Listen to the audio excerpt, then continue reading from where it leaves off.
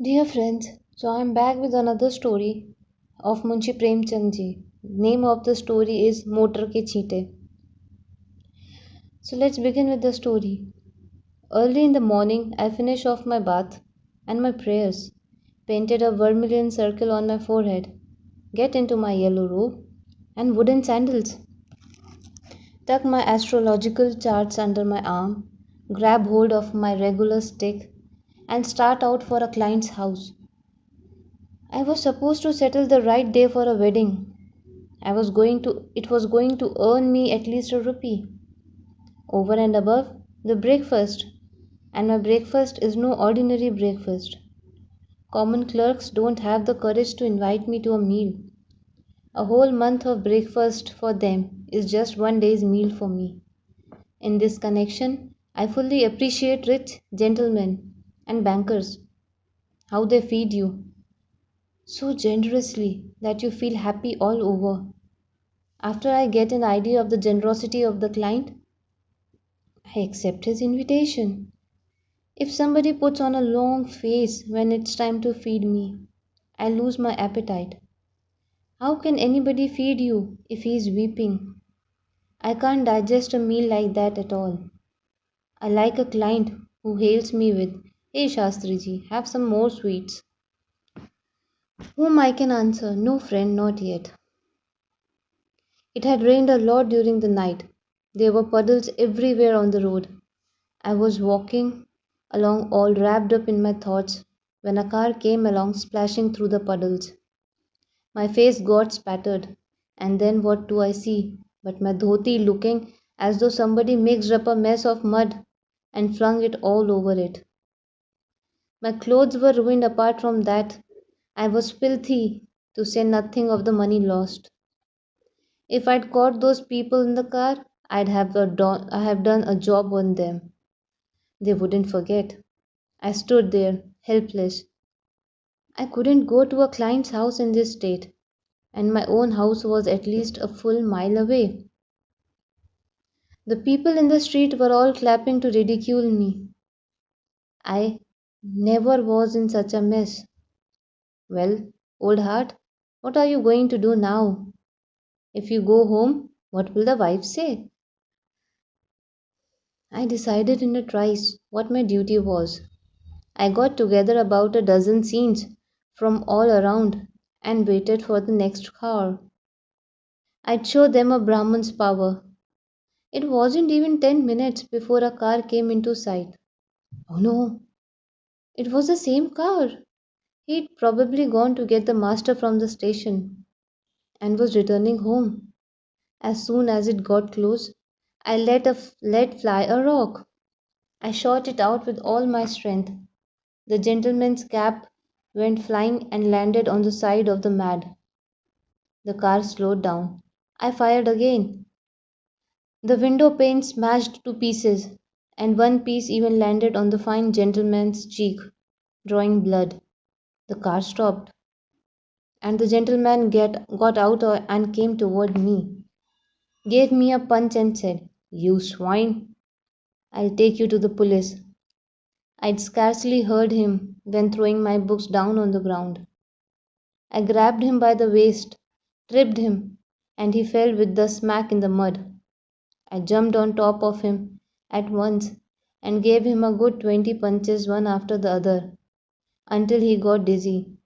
In the meantime, his wife got out high heeled shoes, silk sari, powdered cheeks, lipstick, mascara. She began to poke me with her umbrella.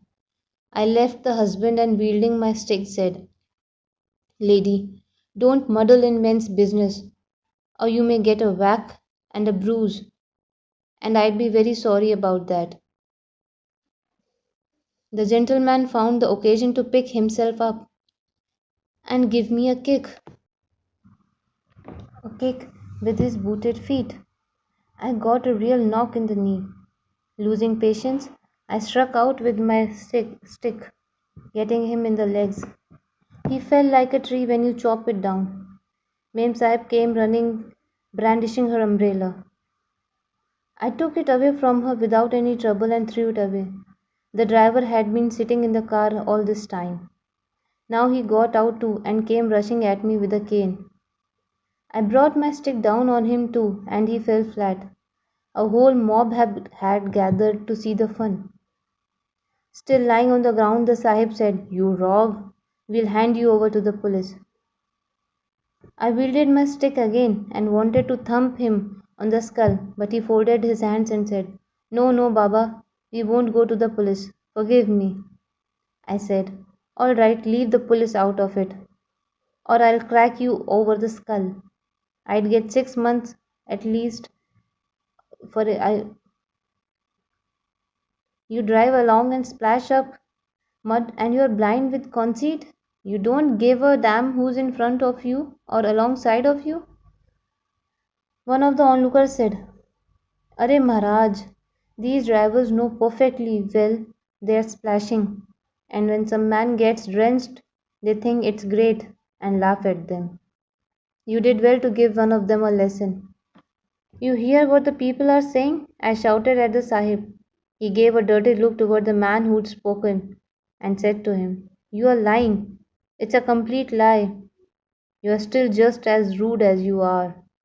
Shall I have another go at you with the stick?" "No, Baba," he said humbly. "It's true, it's true. Now are you satisfied?" Another bystander said, "He'll tell you what you want to hear now, but as soon as he's back in his automobile, he'll start the same old business all over again. Just put them in their cars and they'll all think they're related to the Maharaja." "Tell him to admit he's wrong," said another. "No, no, make him hold on to his ears and do knee bends." "And what about the driver? They're all rogues. If a rich man's puffed up, that's one thing. But what are you drivers so conceited about? They take hold of the wheel and they can't see us straight any more." I accepted the suggestion that master and driver hold on to their ears and do knee bends, the way you punish little children, while Mem Sahib counted. "Listen, Mem Sahib," I said, "you've got to count a whole 100 bends, not one less, but as many over as you like." Two men drew the master up by his hands, two others that gentleman driver. The poor driver's leg was bruised, and he began to do the knee bends. The master was still pretty cocky. He lay down and began to spew out gibberish. I was furious, and sure in my heart that I wouldn't let them go without doing 100 knee bends. I ordered 4 men to shove the car off the edge of the road. They set to work at once. Instead of 4, 50 men crowded around began to shove the car. The road was built up very high, with the land below it on either side. If the car had slid down, it would have smashed to pieces. The car had already reached the edge of the road when the Sahib let out a groan and stood up, said, "Baba, don't wreck my car. We'll do the knee bends." I ordered the men to stand off, but they were all enjoying themselves and nobody paid any attention to me. But when I lifted up the stick and ran for them, they all abandoned the car, and Sahib, shutting his eyes, began to do the knee bends. After 10 of them, I said to Mem Sahib, "How many has he done?" "Very snooty," she said. "I wasn't counting." "Then Sahib's going to be groaning and moaning all day long. I won't let him go. If you want to take him home in good health, count the knee bends, then I'll let him go." The Sahib saw that without his punishment he wouldn't get away with his life, so he began the knee bends again. 1, 2, 3, 4, 5, and on. Suddenly another car came into view. Sahib saw it and said very humbly, "Panditji, take pity on me. You are my father. Take pity on me, and I won't sit in a car again." I felt merciful and said, "No, I don't forbid you to sit in your car. I just want you to treat men like men when you are in it." The second car was speeding along. I gave signal. All the men picked up rocks. The owner of this car was doing the driving himself. Slowing down, he tried to creep through us gradually. When I advanced and caught him by the ears, shook him violently, and after giving a slap on both cheeks, said, "Don't splash with the car, understand? Move along politely." But he began to gabble until he saw 100 men carrying rocks. Then, without any more hiss, he went on his way. A minute after he left, another car came along. I ordered 50 men to bar the road. The car stopped. I gave him a few slaps too, but poor fellow was a gentleman. He took them as though he enjoyed them and continued his journey. Suddenly a man said, "The police are coming," and everybody took his heels. I too came down off the mat and sidling into a little lane, I disappeared. So friends, this was the end of the story. Please stay tuned for the next.